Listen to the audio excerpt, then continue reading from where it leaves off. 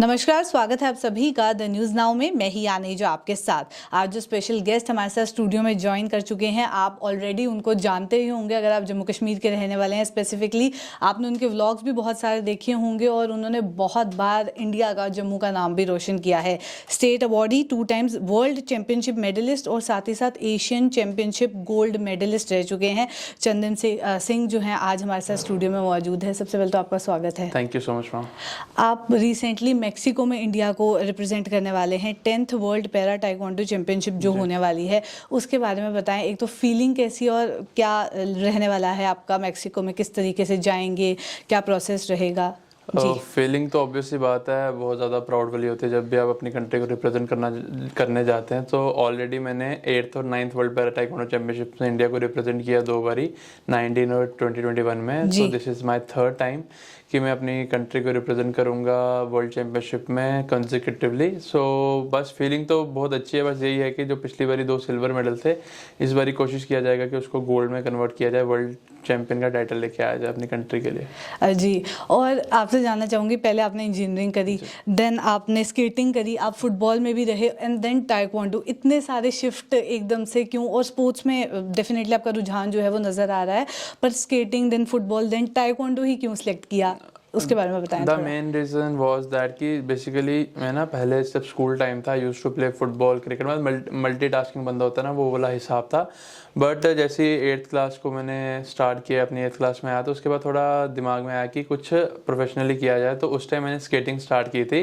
तो उस टाइम इतनी नॉलेज नहीं थी चीज़ों को लेके कि जो पैरा स्पोर्ट्स होता है वो अलग होता है, जो जनरल स्पोर्ट्स होता है वो अलग होता है। सो मैंने स्केटिंग स्टार्ट की थी, बट जो स्केटिंग थी वो पैरा ओलंपिक्स या किसी भी पैरा गेम्स का पार्ट नहीं थी, ड्यू टू विच अपनी कंट्री को इंटरनेशनली रिप्रेजेंट नहीं कर सकते हम आगे जाके। तो दैट्स वाज द रीज़न। 2012 से लेकर 16 तक मैंने प्रॉपर स्केटिंग किया, जिसमें मैंने स्टेट चैंपियनशिप्स खेली, नेशनल चैंपियनशिप्स खेली, CBSE नेशनल्स खेले, सब कुछ खेला उसमें। बट तो वही था कि आगे मौका नहीं मिल रहा था कि कंट्री के लिए या किसी अच्छे लेवल पे जाके रिप्रेजेंट किया जाए। So that was the main reason I switch to taekwondo, क्योंकि वो पैरा ओलंपिक से रिकॉग्नाइज्ड है, उसकी वर्ल्ड चैंपियनशिप्स होती हैं, एशियन चैंपियनशिप्स होती हैं पैरा की। तो that was the main reason I shifted to taekwondo. जी, एक और चीज़ जो मैंने सुनी थी कि जब आप टाइक्वांडो करते हैं तो उसमें कुछ इंजरीज़ का भी स्कोप रहता है, इंजरीज़ हो जाती हैं। उसके बारे में थोड़ा बताएं, क्या स्पेसिफिक इंजरीज़ हैं एंड कैसे आप उसके साथ डील करते हैं? बेसिकली ये एक मार्शल आर्ट गेम है टाइक्वांडो, तो इसमें इंजरीज़ का होने का चांसेस बहुत ज़्यादा होते हैं। जब भी आप वर्कआउट कर रहे हो, जब भी आप किसी फिजिकल एक्टिविटी कर रहे हो इसमें,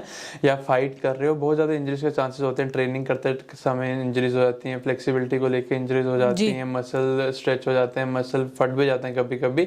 सो इंजरीज के बहुत ज़्यादा चांसेस रहते हैं। कभी अगर किक क्लैश कर जाए किक्स, तो हड्डियों पे भी क्रैक्स आ जाते हैं माइनर्स। तो इंजरीज बनी रहती हैं। बट यही है कि उसको फिर रिकवर करके फिर से वापस, जैसे प्रॉपर डॉक्टर मेडिकेशन बताता है तो उसको फॉलो करके। बट वही होता है कि जब वो टाइम आता है वो प्रॉपर मेडिकेशन वाला, उस टाइम ट्रेनिंग बड़ी इफेक्ट होती है जी। सो इंजरीज चलती रहती हैं साथ साथ में, बट ये है कि उसको हल्का हल्का साथ साथ में लेके चलना पड़ता है।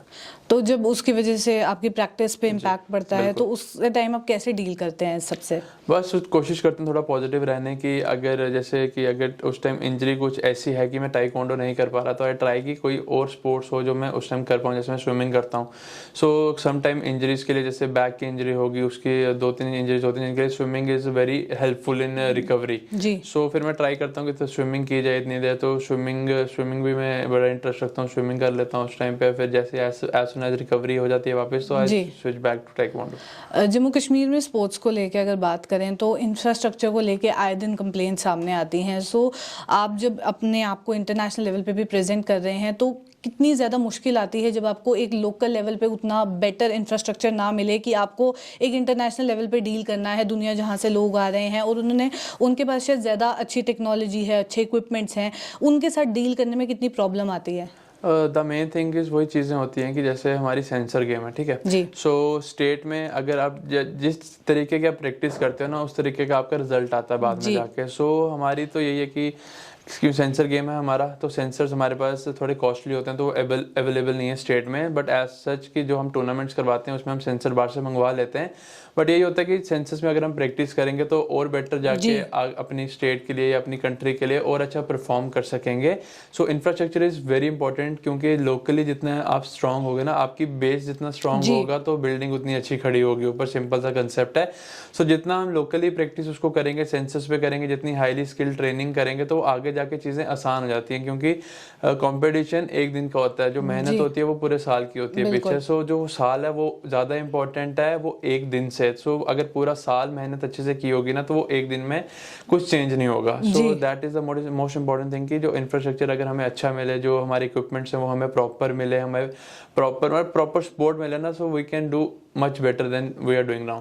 तो जैसे इंफ्रास्ट्रक्चर की कमी है, उस टाइम पे कोच कितना ज़्यादा इंपॉर्टेंट रहता है, उनसे जो आप ट्रेनिंग ले सकते हैं, वो जिस तरीके की गाइडेंस दे सकते हैं, उनके बारे में बताएं। The main thing is sport ले लो, स्टडीज ले लो, या कोई किसी भी तरीके की फील्ड ले लो। सो इट इज़ ऑलवेज जो आपका मेंटर है ना, he is the most important thing to guide. So जो हमारे कोच सर अतुल सर हैं, ही इज़ द मतलब क्या कह सकते हैं, backbone of JNK taekwondo association and every athlete of Jammu and Kashmir. So वो प्रॉपर अपनी गाइडेंस देते हैं। हम उन्हीं के अंदर ट्रेन कर रहा हूँ मैं पिछले 5-6 साल से। सो उन्हीं के साथ ट्रेनिंग करके पता चलती है, छोटी से छोटी बारीकी पता चलती है कि इंजरीज को कैसे अवॉइड किया जाए।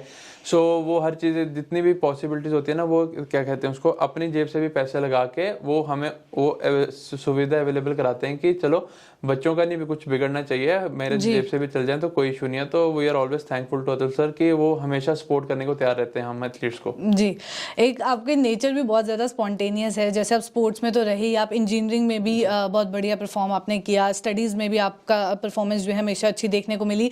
अब आप व्लॉगिंग में भी जो है देखने को मिलते हैं, आपके व्लॉग्स बहुत ज़्यादा पसंद भी करती है हमारी ऑडियंस। तो एक स्पॉन्टेनियस एटीट्यूड कितना ज़्यादा आपको हेल्प कर सकता है लाइफ में?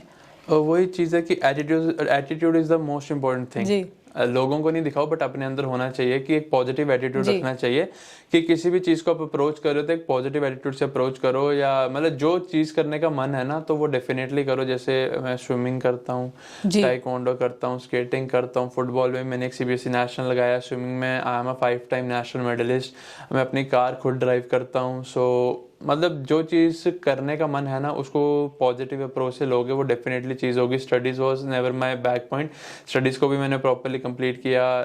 आई गेस 2021 में ही I have completed my electrical engineering.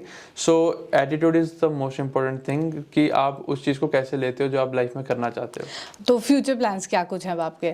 Future plan तो एज सच स्पोर्ट्स को लेके बात किया जाए तो मेन तो भी स्पोर्ट्स का ही है जो फ्यूचर प्लान होंगे। दैट इज़ अपकमिंग 2028 ओलंपिक्स का एक ड्रीम है, पैरालंपिक्स का, कि अपनी कंट्री के लिए वहाँ गोल्ड मेडल आया जाए। चलिए, इसी के साथ इस कॉन्वर्सेशन को एंड करते हैं। जाते जाते हमारे व्यूअर्स के लिए कोई मैसेज?